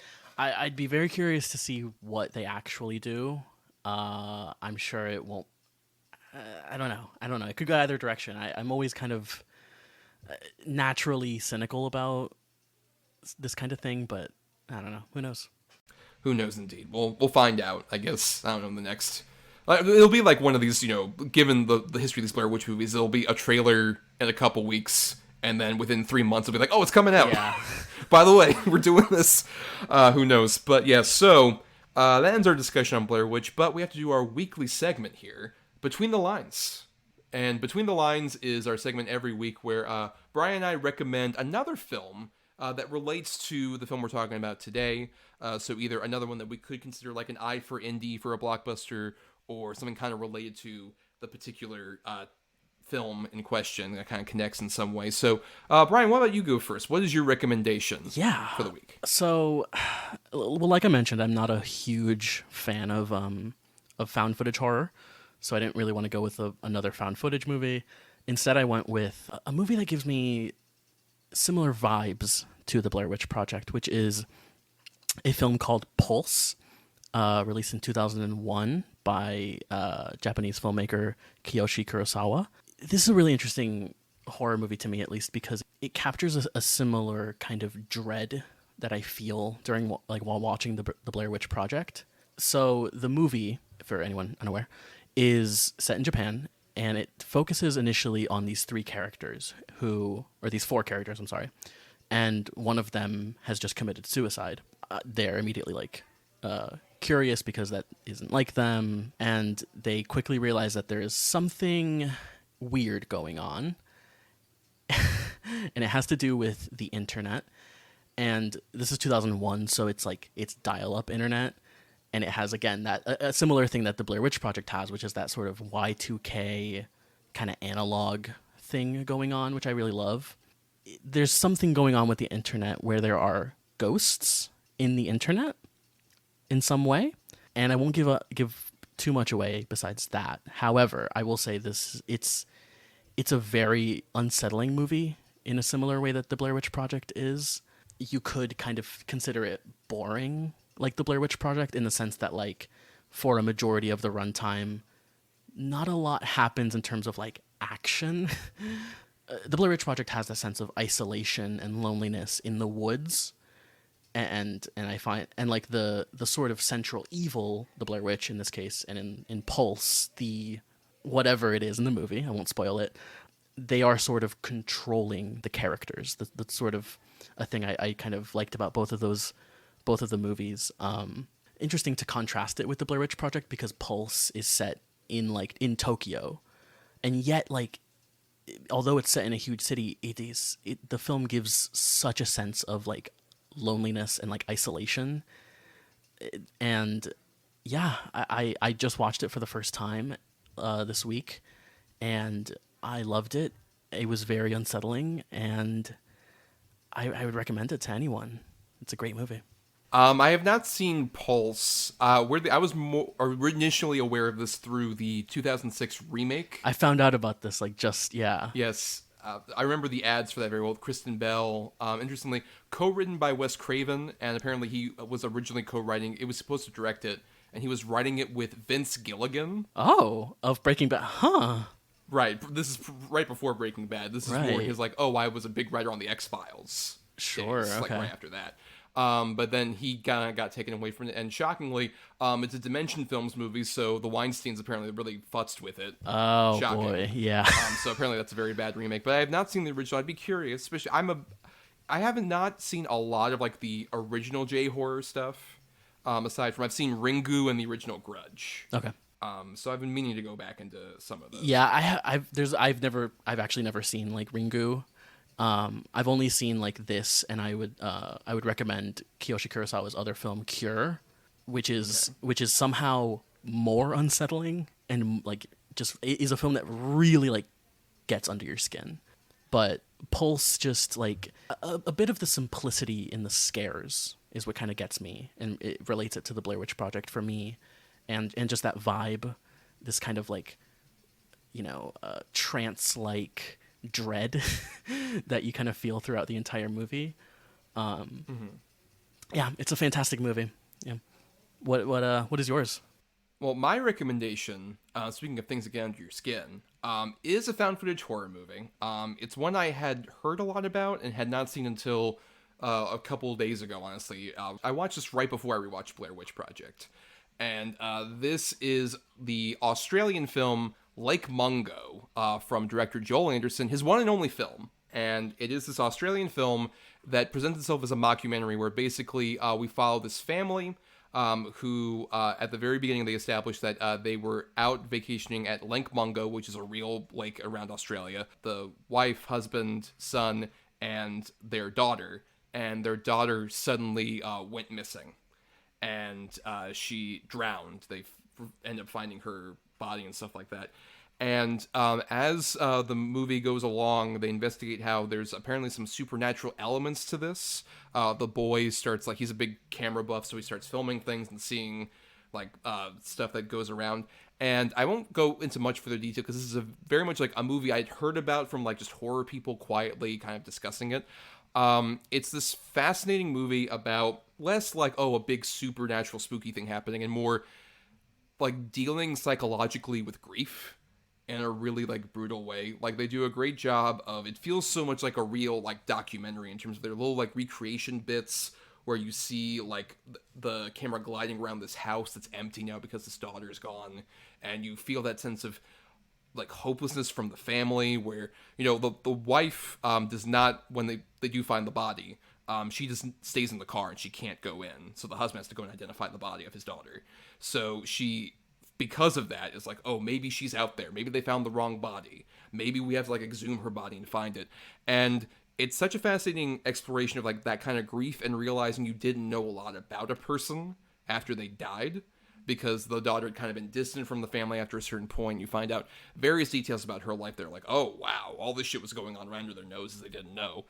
And it like paints this really sad, beautiful portrait of this young girl and this family that's like completely lost her now and they might not know anything. And kind of like, it does such a beautiful job of establishing all that while also being so unsettling. I will just say, near the end of this movie, there is a sort of jump scare that is one of the most upsetting things I've ever fucking seen in a movie. It's just this, and it's not even that it's like terrifying because like the image is so scary. The image is scary, but all of the context of it, when you had like so much of the movie built up, and then they literally, I'll just say, they find this particular footage that you see, is so unnerving. And I watched this in the middle of the day, kind of like you did with Blair Witch Project. I was like, I've heard scary things, sunny day, it's Tubi, so I got interrupted by gain ads and bullshit like that. And this still unnerved me. Like, I was originally going to just immediately follow up, like, let's go into Blair Witch Project. I'm like, nope, I need to, like, go outside. I need to hug my dog. I need to fucking chill for a bit, because this is so unnerving. But yeah, Lake Mungo would definitely recommend. It's definitely, I would say, of like, because this came out right before, I guess, the Paranormal Activity angle. This is more like in that wasteland between 2008, right? So it came out in between Blair Witch and Paranormal Activity. I would say easily one of the best ones of that genre. Huh. Yeah, I've never seen it, and it has. I've heard about it through like horror movie circles where people will mention Lake Mungo. I've never seen it. I'm very curious to see it, but also a bit nervous. Yeah, man. That moment I'm teasing, it might seem like, oh, are you overhyping that? Like, nope. That's the thing that's like going to stay with me for quite a while. It's one of those. All right. It's just like, Jesus Christ. But yeah, so for everybody out there, once again, what was your title, Brian? Should you repeat everybody so they can put it on their watch list out there? Yes, it is Pulse by Kiyoshi Kurosawa, the 2001 film, not the 2006 American remake. Yes, and my film once again was Lake Mungo, the Australian found footage horror movie that will terrify you and stick with you for a while. Have fun watching. So that is the end of our show here. So we'll do some thanks and stuff, and then we'll tease what our next episode's going to be. So first off, we got to thank Burial Grid for our intro music. Purchase his music at burialgrid.com. I'm sure I'll put the link in the description here. For all his great music. Thanks to Michelle Kyle for our artwork. Follow her on Twitter at MichKyle96. That's MICH Kyle96 for all her great artwork commissioned from her. She's a really good artist. And then thanks to our patrons at patreon.com/cinema2letter. That's cinema number 2 letter. Where, every month we do, little Patreon related audio things, and also we'll put up polls for you to vote on at least one episode that it happens in a mini-series or other things in the future. We've done some audio review stuff over on there, like Indiana Jones and the Dial of Destiny was our most recent one. You'll be able to hear, we are on the precipice of seeing it, Brian and I. So yes. We have not yet. We're still waiting. We're still waiting to see what Indy does in his last journey. Fingers crossed. Come on, James. Fingers crossed. Yes. Yeah. And also over on the Patreon, along with the Indiana Jones review, we should have our Mission Impossible Dead Reckoning Part 1 audio review should be up soon, as well as following that, our Barbenheimer double feature of us talking about Greta Gerwig's Barbie and then Christopher Nolan's Oppenheimer. You'd be able to hear that. And also, every month, we're definitely going to do some kind of like big podcast for patrons at least once a month, and the one we're going to be doing for July is a top 10 list, which we finally narrowed in on a topic. We're going to be doing our top 10 directorial debuts. Yes. So the first film that a director puts out. So yeah, it'll be very interesting. It will. Yes. To see what we do for that. Yeah. So Brian and I will each have a top 10 list for that, and you'll be able to hear that on one audio recording. It'll be a lot of fun. But for more of us, you can find us on Instagram, Twitter, and Facebook at Cinema2letter. Once again, Cinema number 2 letter. And you can find me doing my own stuff on Twitter and Letterboxd as @NotTheWho'sTommy. I also do some writing at both my blog, marianithomas.wordpress.com, and at film-cred.com. Yeah, and you can find me on Twitter and Letterboxd. My Twitter is my name, Bryan, Bryan, DRADE, and the number 3. And then my Letterboxd is just my name, Bryan Andrade, last name ANDRADE. So follow me on there. And for more of us in audio form, please follow or subscribe, whatever the kids are doing these days, on Apple Podcasts, Stitcher, or other podcasting platforms out there. If you're listening on Talk Film Society, our podcast network, listen to all the other great shows that are on the network. And you can also dig into our archives and our Podbean main feed for all the stuff that we did here on the old show, Double Edged Double Bill. And if you can't support us on the Patreon, the $1 can be tight for some people, we understand. The completely free way to help us out is to rate, review, or just share the show around. Helps us with the algorithms and helps people find us in the middle of the woods. But now, Bryan, to tease our next episode in our rotation, we're going to be getting into new. Yes. So a newer movie from, the decade of the 2020s. And for blockbusters, we decided we're going to be doing Tenet, Christopher Nolan's Tenet with its temporal pincer movements. Oh, man. And such. Just in time. This will be coming out, I believe, right after Oppenheimer, because this episode we're releasing now is coming out right before Oppenheimer comes out. Right. So this will be, Tenet will be like right after. I know this is all complicated timing stuff, not expecting Christopher Nolan discussions. But yeah, so right in time for, Oppenheimer, everyone would have just been blown away in the theater. But before that, we're going to revisit his most recent film, Tenet, which this will be interesting because I think this is the first time we're going to be having a bit more of a difference of opinion. Yeah. Yeah, because I love Tenet, but you are not so hot on it. I have very mixed feelings on Tenet. I don't hate it or anything. I just have very mixed feelings. I'll be very curious, especially my history with Tenet's very fascinating given the movie came out in 2020 and how I saw it originally. There'll be a lot of fun discussing that. But yeah, that'll be our next episode, Christopher Nolan's Tenet. That'll be next week. And yeah, that's the end of our episode. So until next time, oh, Bryan, what the fuck is that? Is that the ending then? Yeah. Cool.